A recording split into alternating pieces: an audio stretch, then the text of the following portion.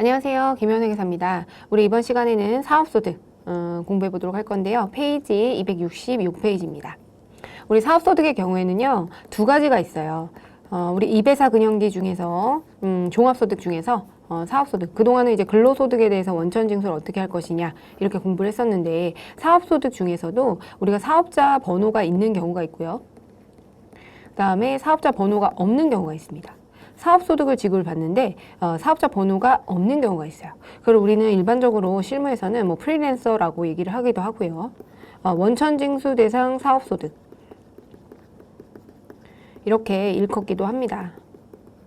그래서 우리가 많은 사람들이 사업자 번호를 내야 되긴 하지만 그렇지 않은 사업자들도 있어요. 그래서 일반적으로 프리랜서들이 그렇고 뭐 개발자들이라든가 아니면 미용실에 근무하고 계시는 디자이너분들 그 다음에 작가 뭐 이런 분들 있잖아요. 이런 분들. 그래서 개인이 독립된 자격으로 누구한테 고용된 형태가 아니에요. 내가 일하고 싶을 때 일하고 일하기 싫을 때 일하지 않고 그런 건데, 개인이 독립된 자격으로 용역을 공급하고 대가를 받는 인적 용역과 의료보건 용역, 그 다음에 봉사료 수익금액 이런 것들에 대해서는 원천징수 의무자가 원천징수해서 징수일이 속하는 달의 다음 달 10일까지 납부를 해줘야 됩니다. 그래서 사업소득이라고 하고요. 사업소득은 굉장히 간단해요. 그래서 요거는 이제 어떻게 하는지 제가 이제 보여드리는 방법 따라서 진행하시면 됩니다. 근로소득에 비해서 그냥 우리 사업소득자는 지금 보시면 사업소득자는 독립된 자격으로 용역을 제공하잖아요. 그래서 우리 근로소득자의 경우에는 근로소득자에게 우리가 급여를 준다라고 했을 때는 100만 원의 급여를 주지만 이 중에서 원천징수해야 되는 게 국민연금, 건강보험, 고용보험, 산재는 아니지만 어쨌든 이런 4대 보험에다가 소득세, 지방소득세를 원천징수하고 한 90만 원을 받는다라고 하게 되면 이 사업소득, 원천징수 대상 사업소득의 경우에는요, 딱 정해져 있어요.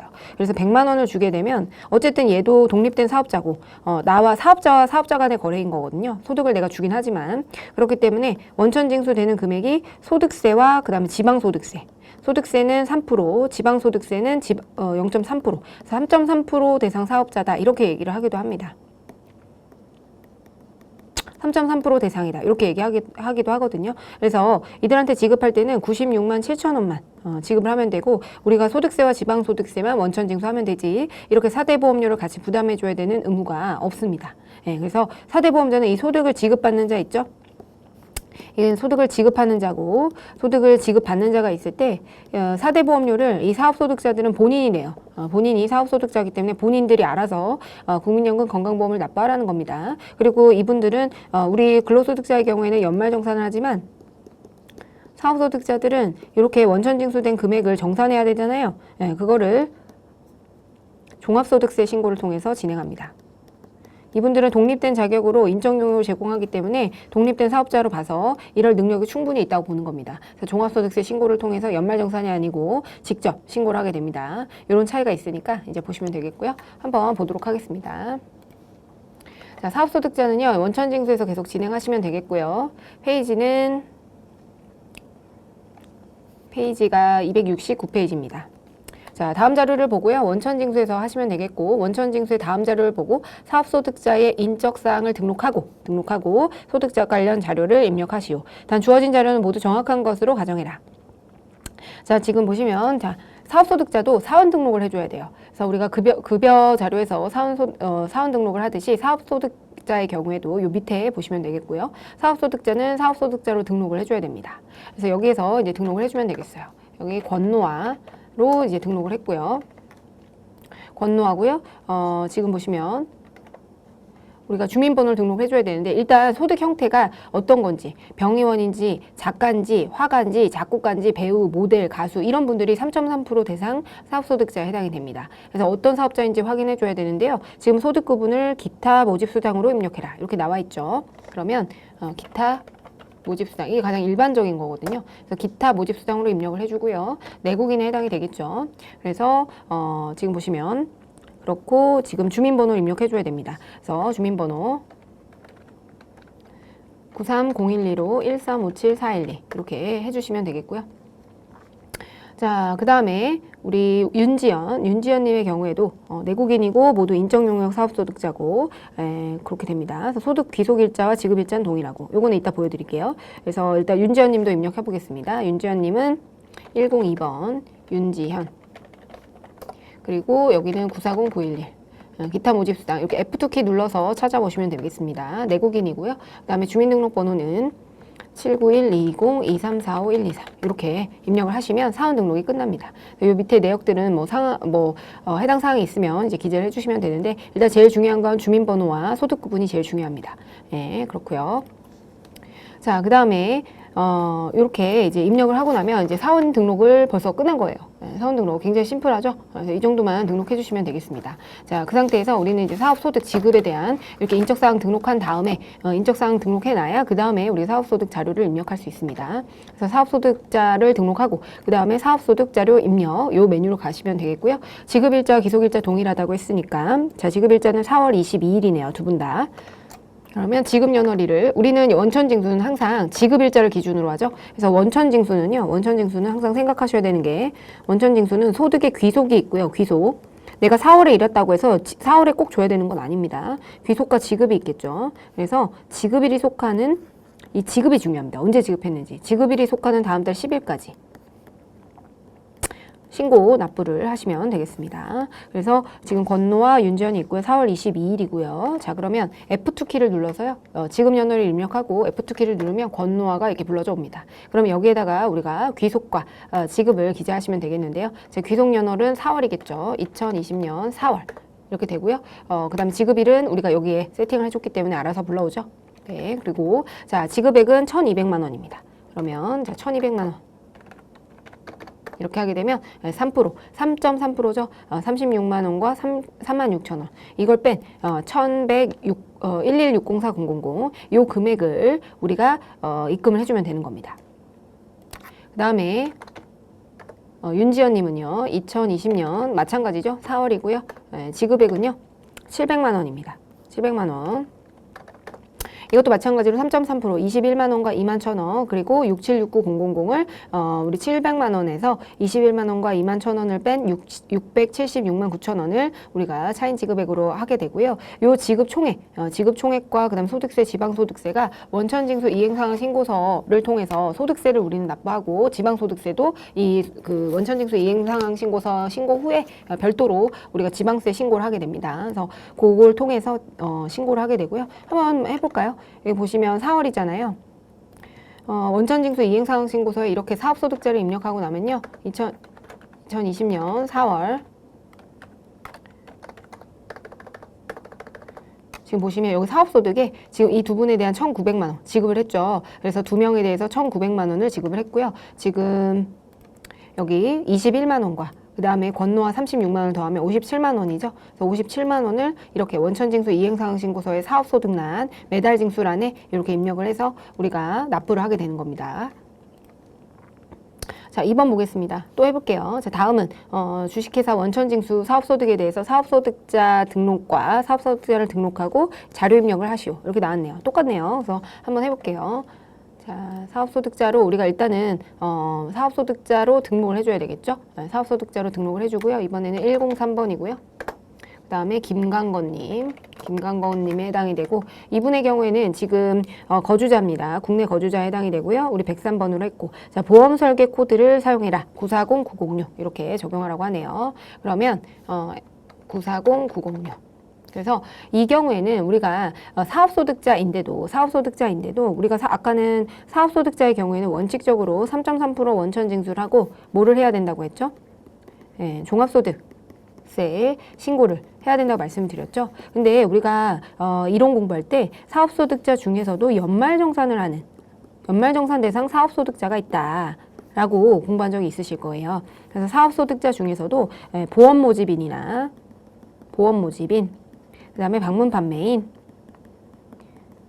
등 이런 일정 요건을 갖추게 되면 우리가 사업소득자이지만 이렇게 원천징수를 하고 연말정산을 하게 되는 그런 경우가 있습니다. 그 경우에 우리는 여기 연말정산에다가 여라고 체크를 해주셔야 됩니다. 그래서 지금 보시면 연말정산을 적용한다고 했기 때문에 보험설계 코드가 들어오고 그래서 이 경우에는 연말정산 적용하게 되고요. 그렇게 되면 아까 우리 원천징수 이행사항 신고서에서 보시면 여기 연말정산 있죠? 여기에 놓이게 되는 겁니다. 네, 그렇게 보시면 되겠고요. 그리고 이제 내국인 그것만 세팅해 주시면 똑같고 나머지는 뭐 다른 게 없습니다. 네, 그렇고 내국인이고 그 다음에 주민번호 입력해 주겠습니다. 550909 1249 511 이렇게 되면 이제 거주자 이렇게 해서 등록하시면 사원 등록이 끝나는 겁니다. 그래서 이렇게 연말정산 대상 사업소득자이지만 우리가 종합소득세 신고를 하지 않도록 하기 위해서 영세한 사업자들이죠, 주로. 그래서 그런 경우에는 연말정산을 하게 되고, 연말정산의 경우에는 이렇게 사업소득자에 대한 연말정산 적용을 하려면 여로 체크를 해주시면 된다. 그렇게 보시면 되겠습니다. 그래서 이렇게 나가고요. 그 다음에 사업소득을 입력을 한번 해볼게요. 자, 여기서 지급일자를 볼게요. 지급일자는요 2020년 12월 30일 그리고 전달 기속분이래요. 그러면 2020년 11월 분을 언제 지급한 거예요? 12월 31일에 12월 30일에 지급을 한 거죠. 그렇기 때문에 우리는 일단 요 지급연월일을 불러와 줘야 됩니다. 그래서 12월 30일 지급연월 이렇게 하시고요. F2 키를 눌러서 김강건님을 불러와야 되겠죠. 그래서 김강건님을 불러온 다음에 요게 이제 세팅이 되고 나서 자, 2020년 11월 기속분을 12월 30일에 지급을 한 거고요. 금액을 볼게요. 자, 지급 금액은 1,000만 원. 자, 그렇게 되면 이렇게 우리가 3.3%로 이렇게 967만 원을 지급하게 된다. 요거를 확인하실 수가 있습니다. 네, 이러면 끝이에요. 아주 간단하죠. 그래서 우리가 사실 제일 어려운 거는 근로소득입니다. 근로소득의 연말정산 때문에 우리가 근로소득은 이제 소득세 자체도 그렇고 국민연금 건강보험 원천징수해야 되는 것들도 많고 그래서 굉장히 이제 복잡한데 사업소득은 우리가 원천징수해야 되는 게 원래 그렇습니다. 사업소득은 우리가 소득세 3%하고 그 다음에 지방소득세만 원천징수하면 끝납니다. 그리고 요 0.4, 우리가 3.3%를 원천 징수한 다음에 이걸 어디다 납부하는 거죠? 세금을 우리가 국세청과 그 다음에 시군구청에 납부를 하게 되는 거죠. 예, 그렇기 때문에 이렇게 하시면 끝난다. 예, 요거 보시면 되겠습니다. 에듀윌 유료 회원만의 특별한 서비스.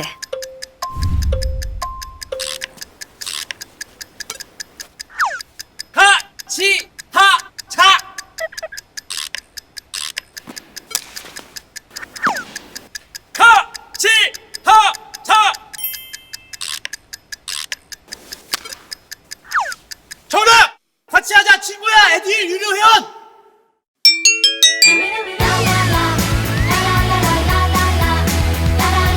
친구 소개하고 현금 받는 혜택. 오직 에듀윌 유료 회원에게만. 에듀윌.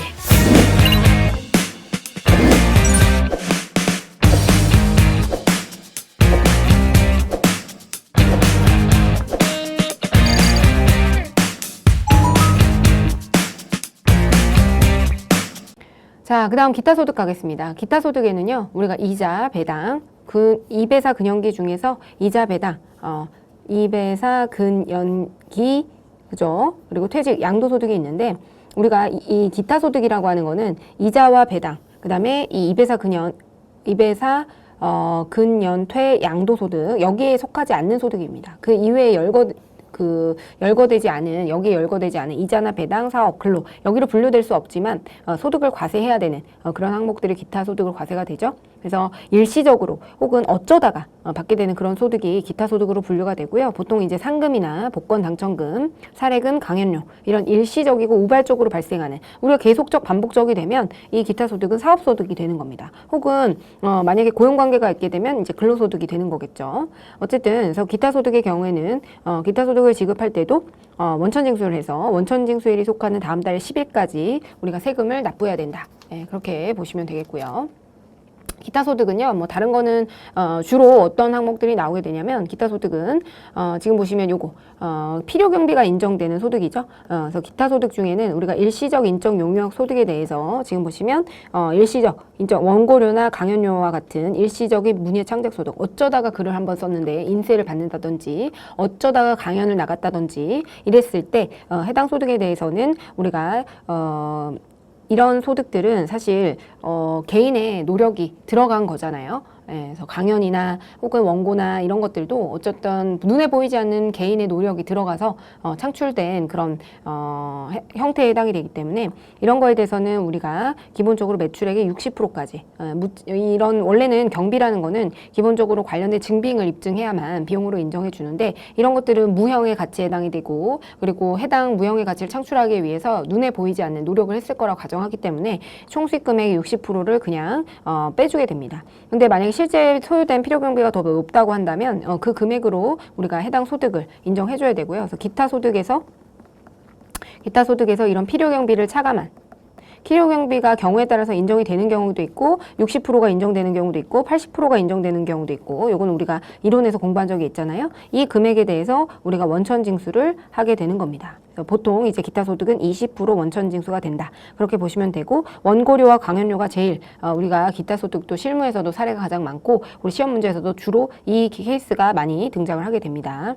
그래서 그렇게 되고요. 뭐 위약금과 배상금 중에서 우리가 주택 입주 지체 상금, 주택에 원래 입주를 했어야 되는데 예를 들어 우리가 4월 말까지 입주하기로 되어 있었는데 공사가 딜레이 된 거예요. 그럼 6월 30일에 입주를 하게 되면서 우리는 2개월간에 우리는 4월에 맞춰서 모든 잔금과 모든 이제 일정을 맞춰놨는데 갑자기 4월 30일에 들어갈 수 없다. 이런 통보를 받은 거죠. 그럼 우리 2개월 동안 어디서 살아야 돼요? 어디선가 살아야 되겠죠. 월세를 주고 추가적인 돈을 내면서 살아내야 되기 때문에 이 2개월치에 해당되는 금액, 이 금액을 우리가 보상을 해주게 됩니다. 그렇게 받은 거는 지금 집에 못 들어가서 화나 죽겠는데 이 받은 금액에 대해서 월세나 뭐 이런 거에 쓰겠죠. 어쨌든 2개월 동안 이렇게 보전받은 그 지체 상금을 가지고 또 세금을 내라 그러면 많은 반발이 있기 때문에 80%까지 경비로 인정을 해주게 됩니다. 그래서 뭐 그거 보시면 될 것 같고요. 그 다음에 이제 밑에 보시면 사례금이나 알선 수수료, 계약의 위약 또는 회약으로 인해서 발생하는 위약금 배상금 이런 것들은 실제 발생한 경비만 필요 경비로 적용을 하게 되고요. 만약에 실제 발생된 이 실제 소요된 필요 경비가 없다고 한다면 이거는 필요 경비가 0원입니다. 그래서 그렇게 기억을 해두시고요. 그래서 이 필요 경비가 인정되는 항목들은 이렇게 열거되어 있는 항목들만 필요 경비가 인정되는 것이고요. 그렇지 않은 경우에는 우리가 실제 필요 경비가 없으면 무조건 0원이 되는 겁니다. 근데 기타 소득 같은 경우에는 관련된 필요 경비가 있기가 좀 애매한 부분이 있어요. 어쨌든 사례금이나 알선 수수료 이런 것들은 또 보통 진짜 필요 경비가 없기 때문에 보통 0이 되는 게 일반적입니다. 네, 그리고 주택 입주 지체 상금 이런 것만 조금 기억해 두시고요. 대부분은 우리 시험에 나오는 영어권의 경우에도 그렇고 공익사업과 관련한 지역권, 지정권 설정 및 대여 소득으로 인한 것들도 60%, 일반적으로는 60%가 적용이 됩니다. 근데 예외적으로 80%가 적용이 되는 거예요. 그래서 문제 한번 풀어보겠습니다. 자, 기타 소득입니다. 페이지는 276페이지입니다.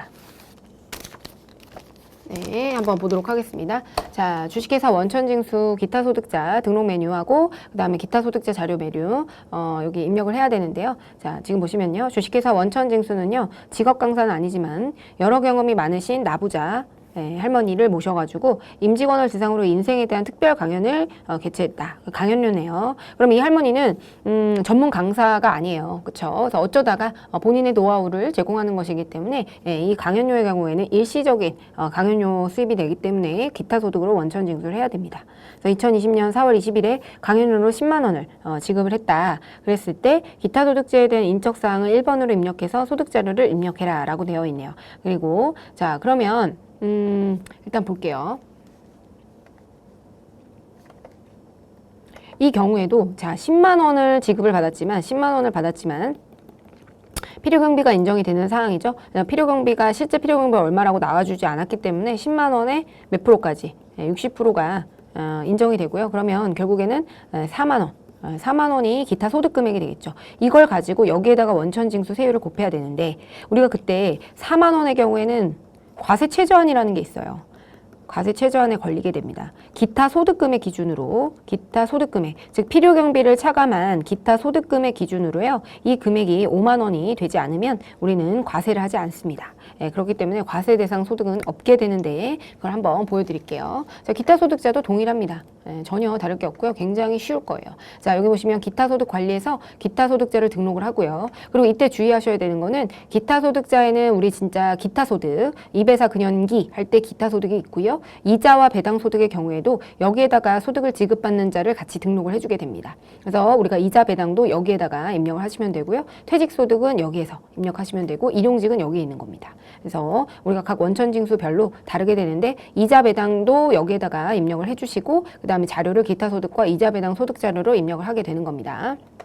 자, 그러면 일단은 1번 코드로 하라고 했고요. 그리고 이름은 나부자에 해당이 되고 거주자에 해당이 되겠죠. 그 다음에 소득 구분은요. 우리가 일시적인 인적 용역에 해당이 되잖아요.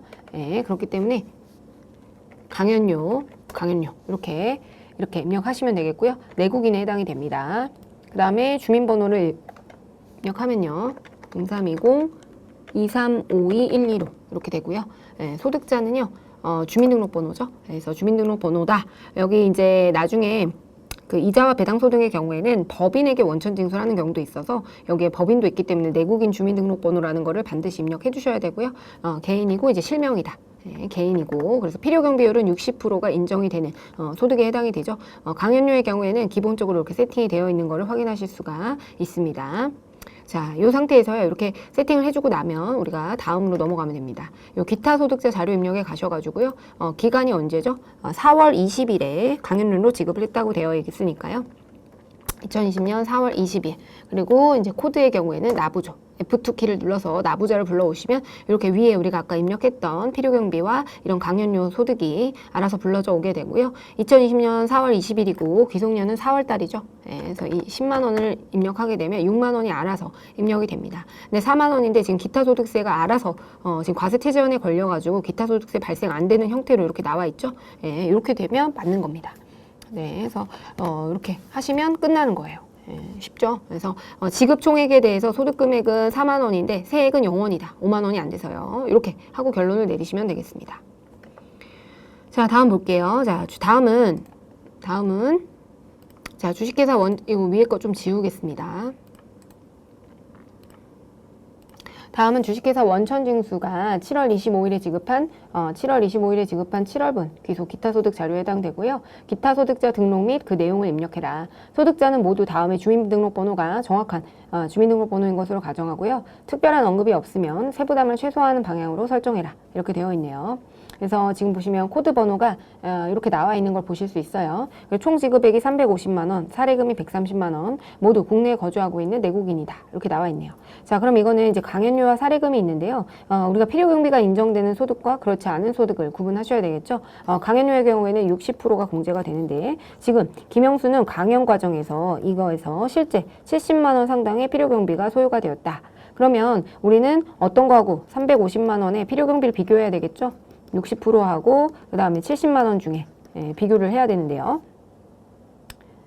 딱 봐도 350만 원에 60%, 300만 원만 잡아도 180만 원이기 때문에 필요경비로 이 60%로 인정받는 게 훨씬 유리합니다. 그죠? 그래서 요렇게 곱하면 210만 원이 되거든요.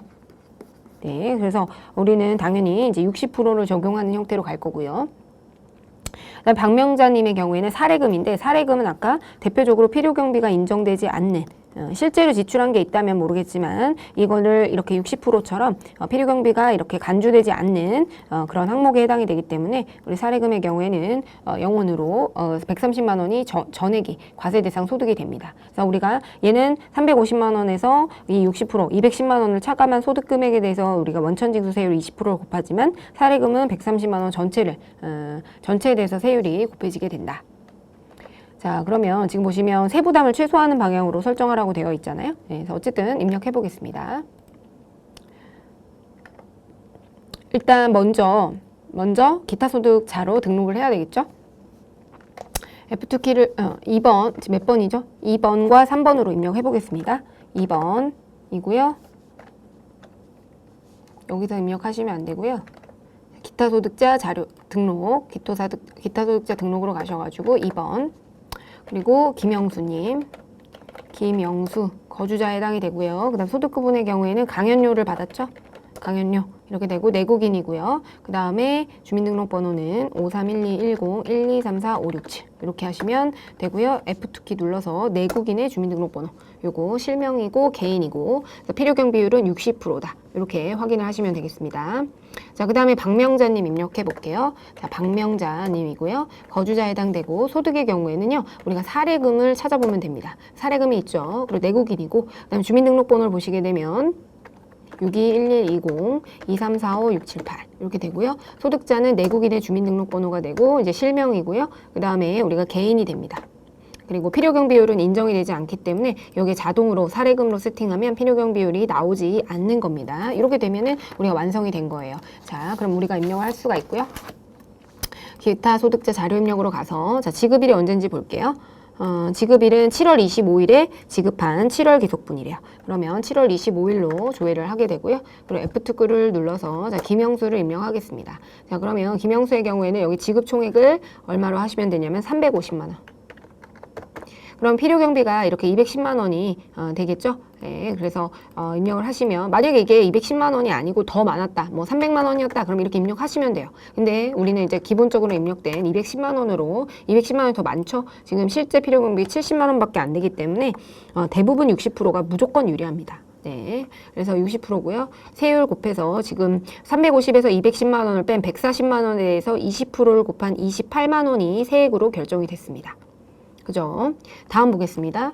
같은 날 원천 징수된 박명자님이고요. 7월 25일이고 지급 총액은 130만 원입니다. 그럼 130만 원에 20%가 그냥 곱해지겠죠? 130만 원, 지급 총액 130만 원인데 필요경비 차감 후에 소득 금액이 130만 원이구나. 그럼 여기에다가 20%를 곱하게 되면 26만 원의 세액이 결정이 되고요. 결국 7월 25일에 지급한 김영수와 박명자에 대해서는 480만 원 지급했고 소득 금액은 270으로 결정이 돼서 세액은 54만 원으로 결정이 되었습니다. 네, 이렇게 하면 끝나게 됩니다. 네, 이렇게 됐고요. 또 풀어볼게요. 자, 다음은 주식회사 원천징수의 2020년 8월 기속, 8월 기속 기타 소득 지급 내역이고요. 자료를 참고해서 기타 소득자를 등록하고 그 다음에 자료 입력을 하시오. 소득자의 세부담이 최소화되도록 필요경비가 있다면 해당 사항을 인정받아라. 이런 내용입니다.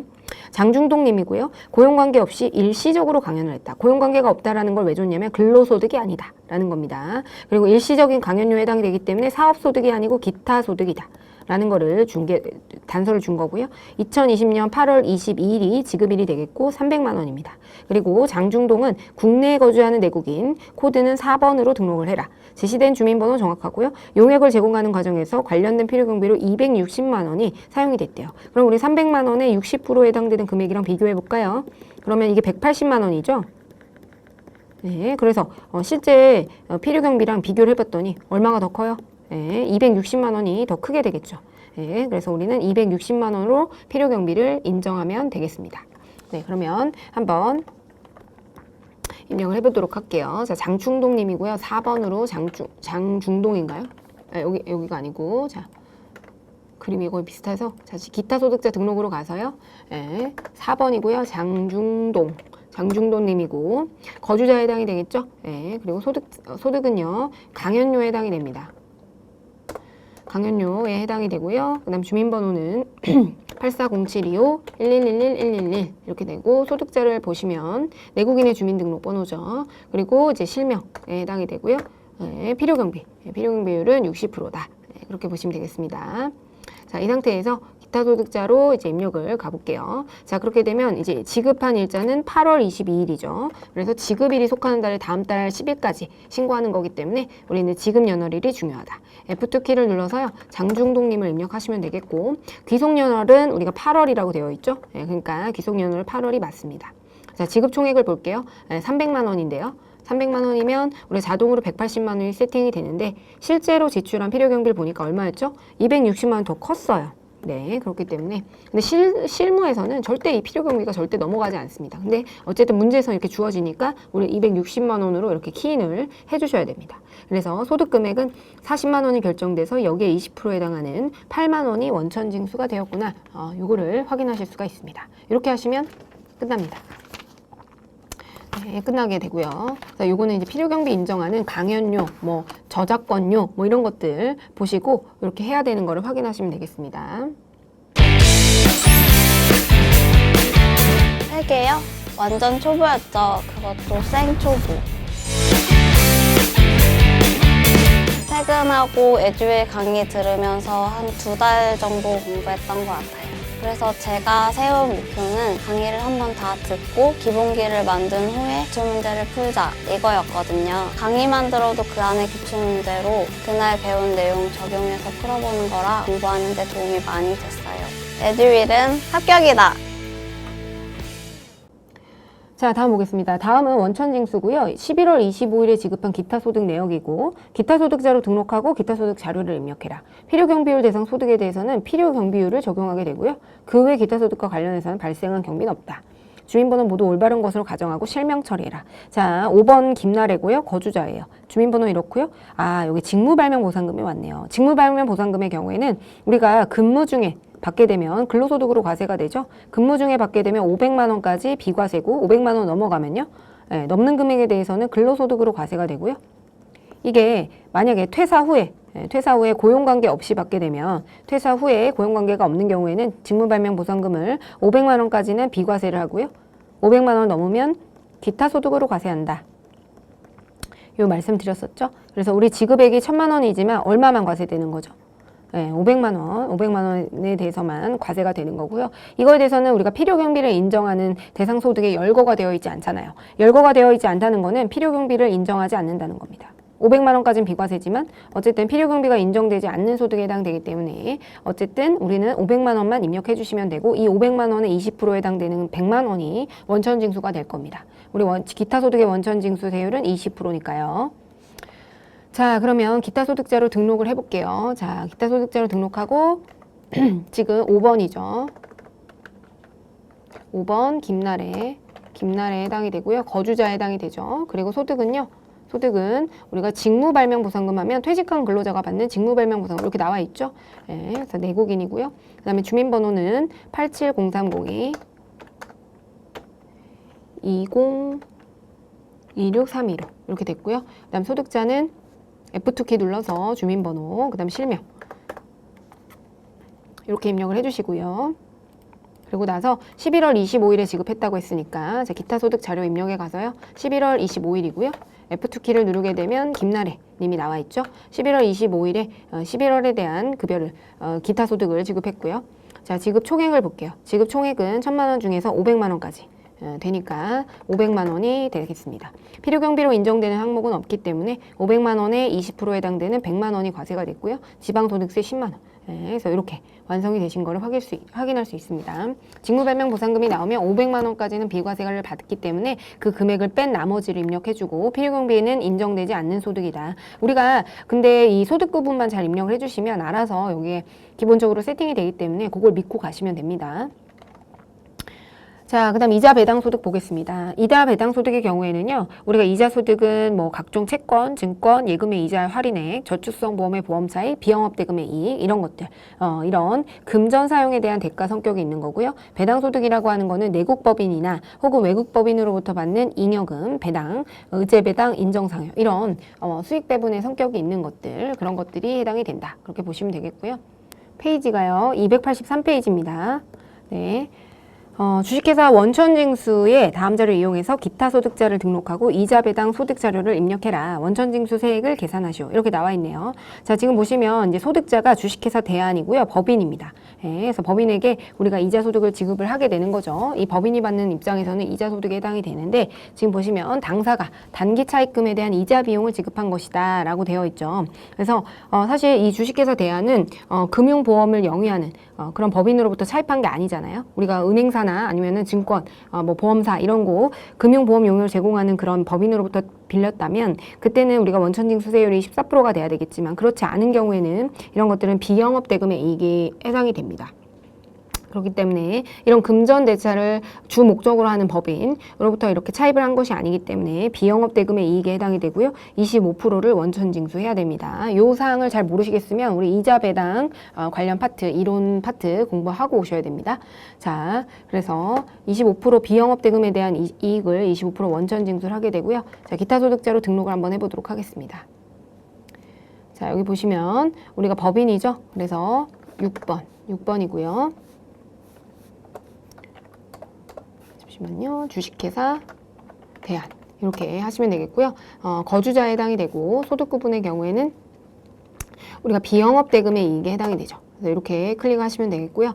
요거는 내국인이고요. 지금 보시면 사업자 번호를 입력해 줘야 되거든요. 그래서 소득자 구분에다가 여기에다가 사업자 등록번호 이렇게 내 외국인의 사업자 등록번호가 나오게 되죠. 그렇게 되면 여기 밑에다가 우리가 소득자가 법인이니까 법인을 하고 입력을 해주시고요. 사업자 번호를 입력해 주시면 됩니다.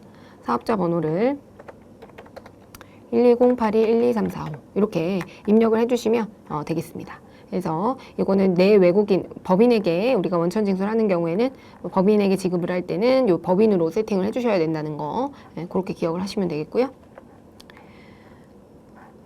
자, 그러면 그 다음에 똑같습니다. 이렇게 세팅을 해주시고 나면요. 이게 이제 기타 소득이 아니고 금융 관련 소득 중에서 우리 비영업 대금의 이익에 해당되는 걸로 세팅해 주는 것만 다르고요. 소득자 구분은 법인이면 법인하고 사업자 번호 입력해 주시면 되고요. 개인은 주민등록번호 입력하고 개인으로 세팅하시면 되는 겁니다. 별 차이가 없습니다. 그 다음에 입력해 볼게요. 자, 여기서 보시면 아까 이제 기타 소득에서 입력을 했는데 이제는 이자 배당 소득에서 입력을 하시면 되겠습니다. 이자 배당에서 입력하시면 되겠고 우리가 지급일자는 3월 10일이 지급일자에 해당되기 때문에 2020년 3월 10일을 조회하시고 F2키를 눌러서 주식회사 대안을 조회해 오시면 됩니다. 나머지들은 소득 구분이 기타 소득으로 되어 있었기 때문에 우리가 F2키를 누르면 이자 배당 소득에 해당되는 주식회사 대안만 불러져 오는 거를 확인하실 수가 있겠죠. 그래서 이렇게 입력하신 다음에 귀속연월일은 3월이죠.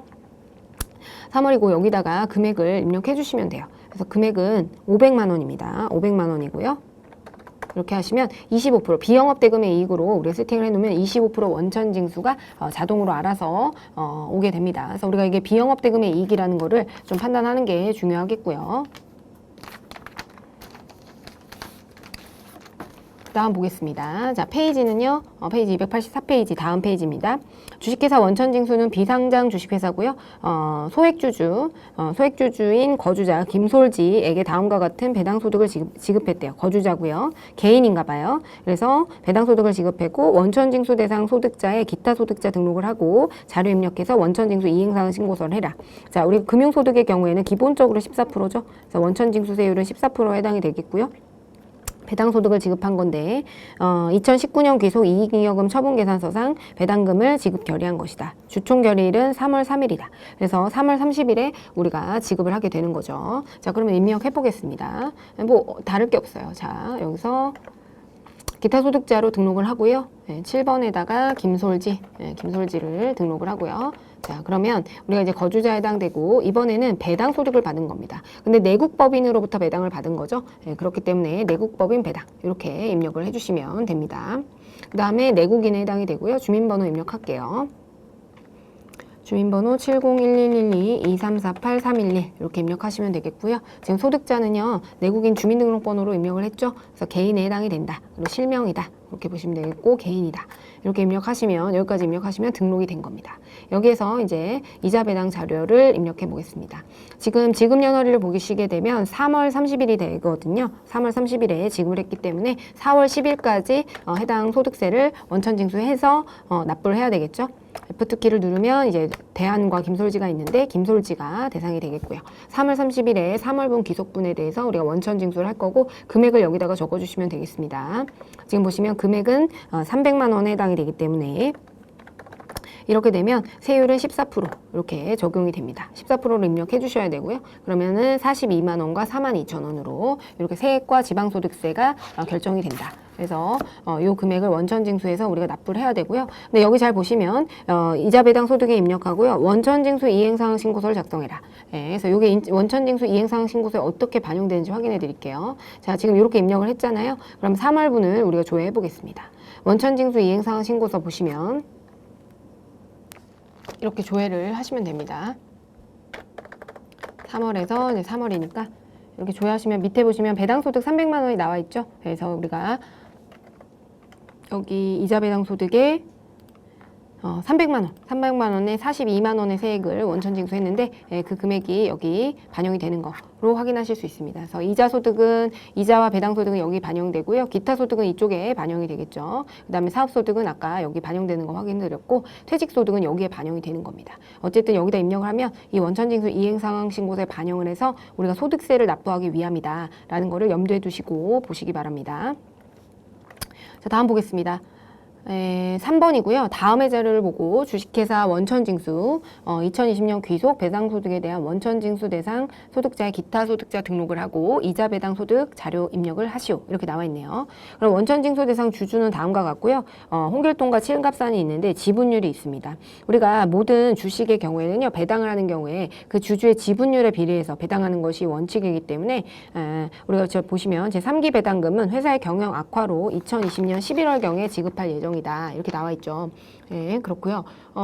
지금 보시면 배당금을 결의한 이익잉여금 처분 계산서는 다음과 같다. 전산에 입력된 자료는 무시할 것. 자, 여기서 좀 중요한 게 있는데 일단 2019년도 분에 대해서 우리 2020년도에 주주총회를 통해서 처분 결의가 됐고요. 현금 배당을 지금 5천만 원 하기로 되어 있네요. 그럼 우리는 이거에 대해서 배당 소득을 원천 징수를 해야 되겠죠. 그래서 5천만 원에 대해서 우리가 홍길동과 그다음에 칠갑산이 네, 칠갑산이 있고요. 그러면 여기는 홍길동은 3,500만 원. 우리 지분율에 따라서 이렇게 원천징수가 돼야 되겠죠. 3,500만 원이고 그다음에 15%니까 1,500만 원. 칠갑산은 1,500만 원. 이렇게 배당소득이 원천징수가 돼야 되는구나. 이렇게 확인하시면 되겠고 지금 보시면 우리가 2019년도 분에 대해서요. 2019년도 분에 대해서 2월 28일에 처분 결의를 했어요. 그러면 우리가 이거를 언제 지급한대요? 11월에 지급할 예정이라고 나와 있네요. 그러면 원천징수라고 하는 거는 지급일이 속하는 다음 달 10일까지 하는 거거든요. 근데 이 11월까지 우리가 그러면 계속해서 이걸 기다려서 과연 11월에 지급해서 요때 원천징수를 하느냐. 그렇게는 안 되겠다라는 겁니다. 우리가 세법상으로는요, 우리가 지급시기 의제라는 게 있어요. 원천징수 특례에 의해서 만약에 배당금의 경우에는요, 우리 3개월 내에 지급을 하지 못하게 되면 우리가 2월 25일부터 지금 2월 25일이죠. 2월 28일이 아니고 2월 25일인데 이때부터 3개월이 되는 날에 지급을 한 것으로 의제를 하게 됩니다. 그래서 우리가 지급시기 의제라는 지급시기 이게 마냥 원천징수를 안 하고 이렇게 귀속분만 하게 되면 세금을 안 내고 이 귀속분으로 주장을 할 수가 있는 거거든요. 우리 이때 배당을 줬다라고 이렇게 주장을 할 수 있는 거예요. 그래서 우리가 원천징수의 경우에는 지급시기 의제라는 그런 제도가 있습니다. 원천징수 편의를 위한 것도 있고요. 우리가 급여 같은 경우에는 계속 지급을 안 하고 있다가 이게 뭐 예를 들어 2019년 귀속 12월 귀속 뭐 예를 들어 2021년 이런 지급시기 의제가 없으면 2021년 2월 지급. 그러면 세금을 요때 납부하고 우리는 2019년도에 귀속분으로 해서 이때 비용으로 반영을 할 수가 있는 거거든요. 이런 걸 방지하기 위해서 어쨌든 지급시기를 마냥 기다려줄 수는 없다. 그래서 지급시기 의제라는 규정이 있는 겁니다. 그렇기 때문에 자 배당소득에 대해서 미지급을 하게 되면 처분 결의일로부터 3개월이 되는 날에 지급한 것으로 의제를 하게 됩니다. 그래서 우리는 이걸 11월에 지급한다고 해서 11월로 그 지급 시기를 결정하시면 안 되고요. 자료를 입력할 때 2020년 5월 25일에 지급한 것으로 입력을 해주셔야 됩니다. 요게 포인트였습니다. 그래서 요거는 좀 기억을 해두시고요.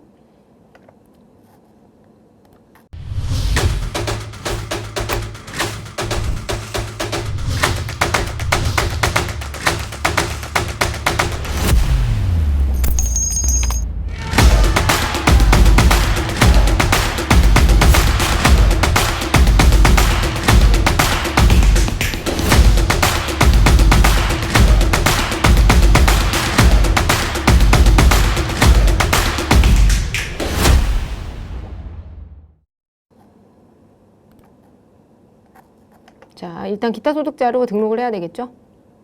기타 소득자로 등록을 해야 되고요. 8번에 이제 홍길동으로 입력하고요. 거주자에 해당되고 이제 소득은 이제 배당이죠. 배당. 내국법인으로부터 배당을 받았고요. 내국인에 해당되고 그다음에 주민등록번호는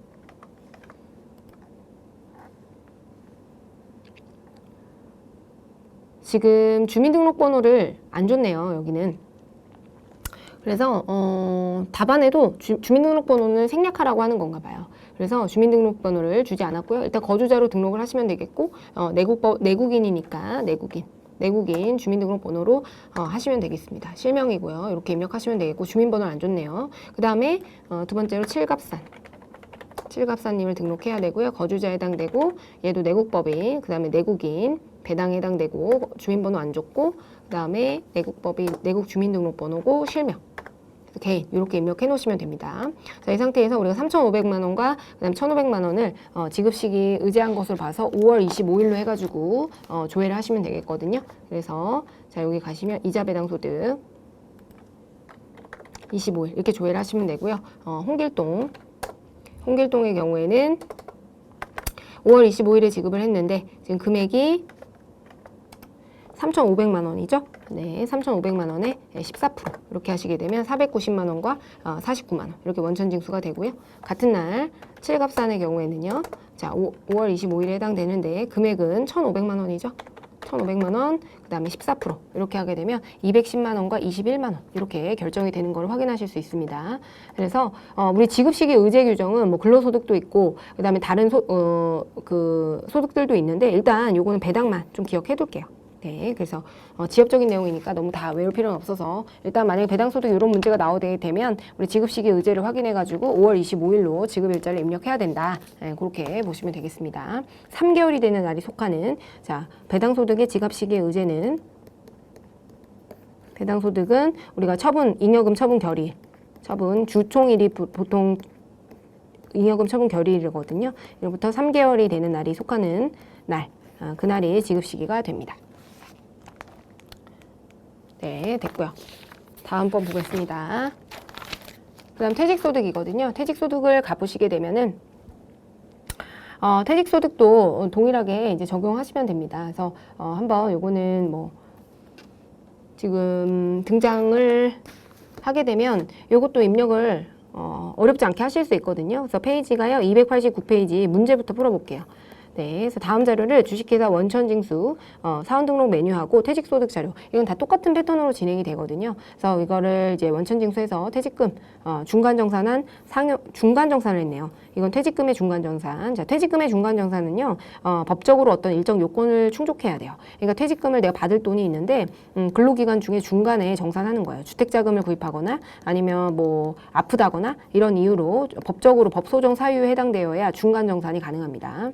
근데 나상실은 본인 명의 주택을 구입하면서 부족한 자금 마련을 위해서 퇴직금 중간정산을 했다고 하네요. 그래서 중간정산을 하셔야 되고요. 중간정산일은 3월 29일이고 그다음에 중간정산일 현재 퇴직금은 5천만 원이다.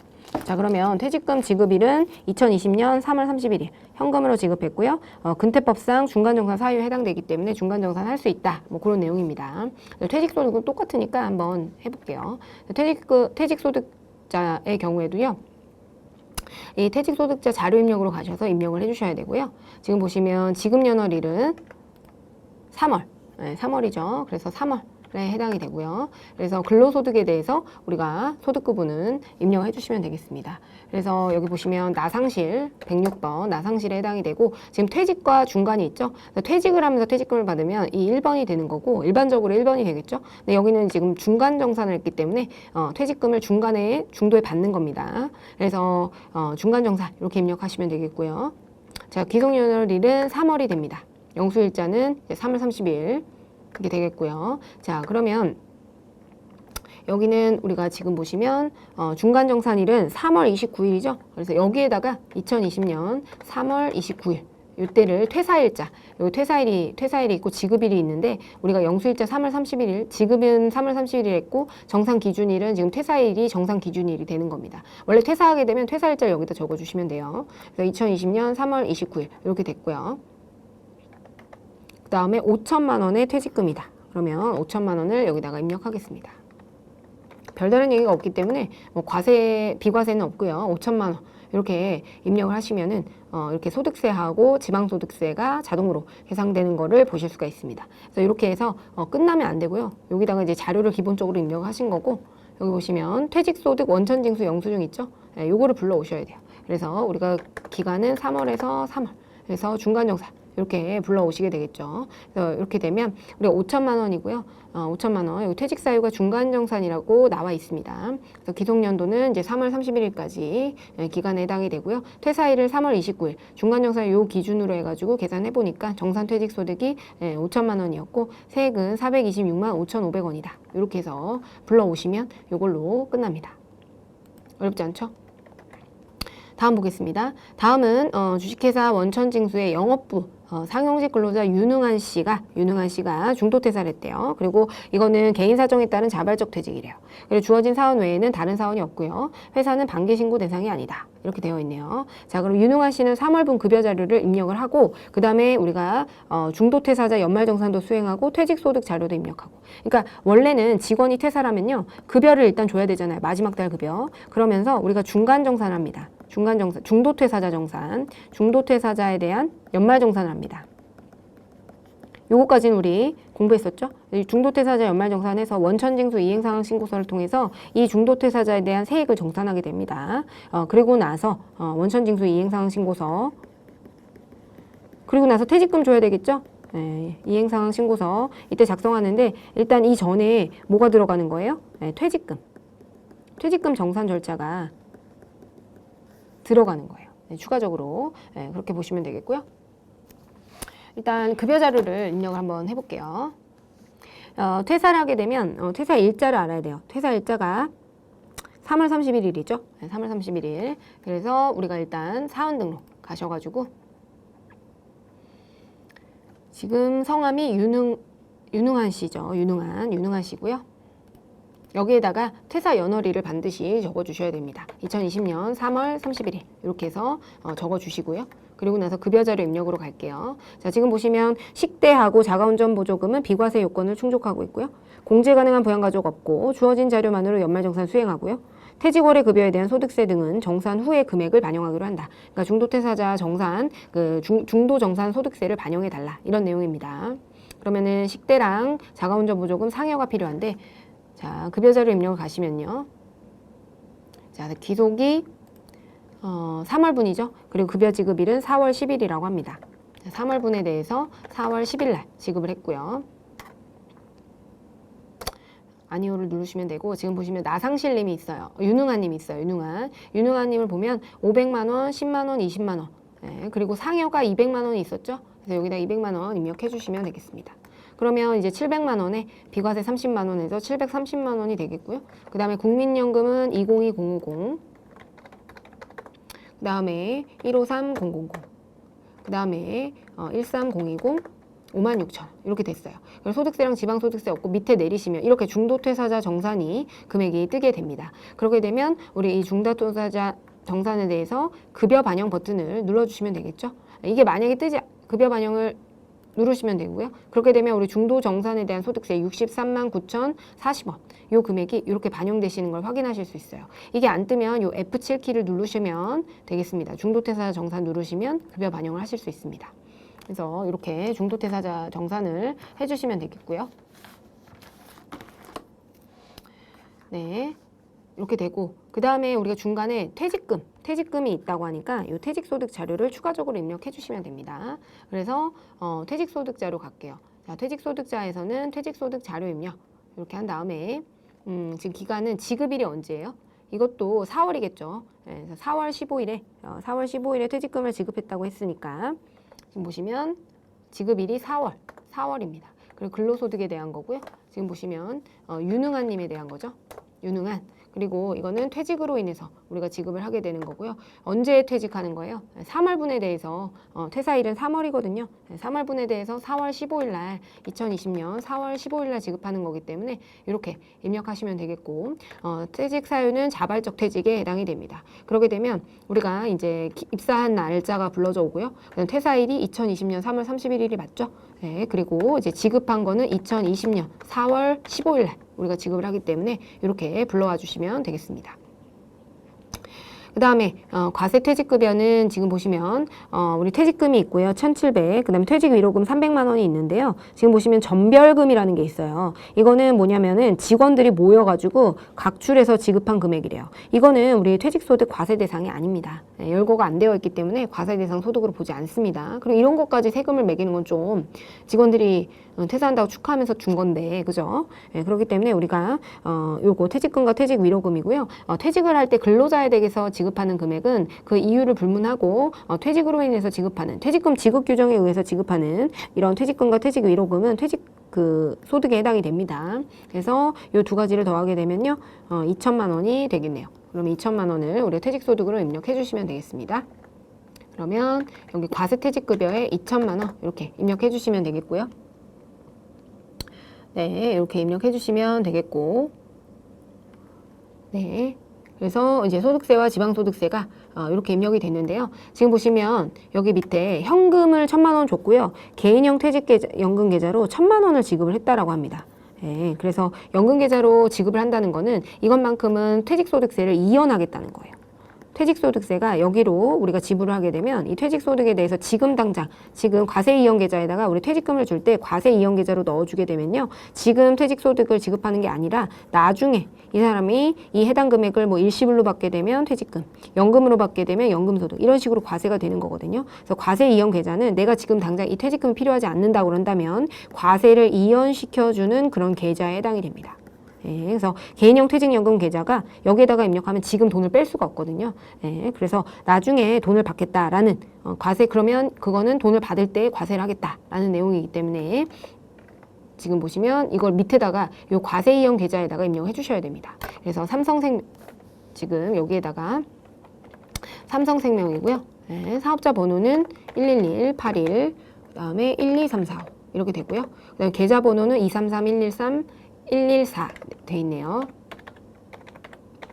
네, 그리고 233, 113, 114 이렇게 돼 있고요. 입금일은 2020년 4월 15일이 되겠습니다. 그리고 계좌 입금액은 1,000만 원 이렇게 되겠죠.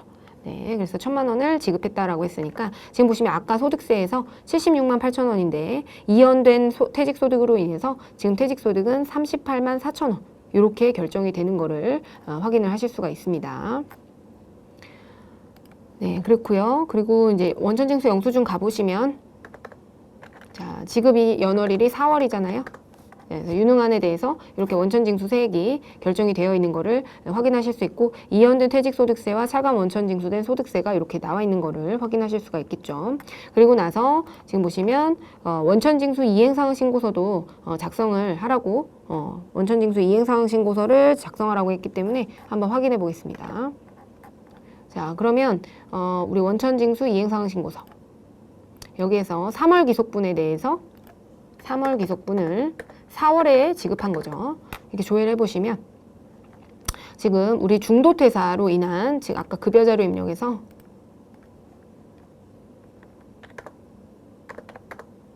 (4월) 며칠이었죠? 10일 잠시만요. 4월 10일 이렇게 됐고요. 그래서 우리 유능한에 대해서 중도퇴사자 정산을 했을 때 이게 1,700만 원의 요 금액 마이너스 63만 9,040원 그 금액이 여기에 놓여 있죠. 1,700에 마이너스 63만 9,040원 이렇게 되어 있고요. 퇴직소득의 경우에도 2천만 원에 대해서 38만 4천 원만 원천징수가 돼서 우리가 요 금액을 납부를 해야 되는구나 이렇게 나와 있죠. 네, 그래서 이렇게 저장까지 하시면은 완성이 되는 겁니다. 네. 그래서 이게 바로 어떤 직원이 퇴사했을 때 전반적인 과정이에요. 그래서 어떤 직원이 퇴사한다. 그러면 여러분들이 어떻게 처리를 하셔야 되냐면 일단은 사원 등록에서 퇴사일자를 입력해서 이 퇴사 처리를 여기서 해주셔야 돼요. 사원에서 퇴사 처리를 해주셔야 그 다음이 가능한 거고요. 그리고 나서 이제 급여자료 입력해서 해당 월에 급여를 입력을 하게 되겠죠. 2020년 급여 줘야 되니까 마지막 급여 줘야 되니까 그러면서 이제 퇴사자에 대한 중도퇴사자 정산을 통해서 중도정산 소득세 및 지방소득세를 원천징수하게 됩니다. 그래서 요 확정을 지어 놓고요. 그러면 우리가 퇴사 월까지의 급여가 확정이 되면 퇴직금이 그 다음에 결정이 될 수가 있거든요. 그렇게 되면 우리가 퇴직소득 자료 입력해서 우리가 해당 사항들 지급일 이렇게 유능한에 대한 퇴직금 지급액에 대한 원천 징수를 진행해 주면 되고, 만약에 과세 이연 계좌 퇴직연금에다가 우리가 납입을 했다, 그래서 과세가 이연되었다라는 내용이 있게 되면, 이렇게 되면 과세 이연을 하라는 거거든요. 그렇게 되면 개인형 퇴직급여, 지금 개인형 퇴직연금 계좌로 1,000만 원 지급했다고 했으니까 그렇게 되면 우리가 계좌 입금액이 1,000만 원이 되고요. 신고 대상 세액은 76만 8천 원이었는데 이연된 퇴직소득으로 인해서 38만 4천 원으로 이렇게 줄어들었구나. 요거를 확인하실 수가 있겠습니다. 네, 그렇고요. 그렇게 된 다음에 우리가 이제 퇴직소득 원천징수 영수증이 확정이 되겠죠. 그래서 지급 연월일에 4월달 가시면 이렇게 퇴직소득 원천징수 영수증이 확정이 되고요. 그러고 나서 원천징수 이행사항 신고서 가셔가지고, 네, 우리가 귀속은 3월이고요. 지급은 4월에 했으니까 이렇게 해서 원천징수 신고, 그러니까 원천징수 이행사항 신고서를 완성해 주시면 완성이 되는 겁니다. 이렇게 돼서 소득세까지 납부하면 우리가 이 퇴사 처리가 전부 다 완료가 되는 이런 플로우로 가는 거니까요. 요 전반적인 내용들 요걸로 한번 정리하시면 될 것 같습니다.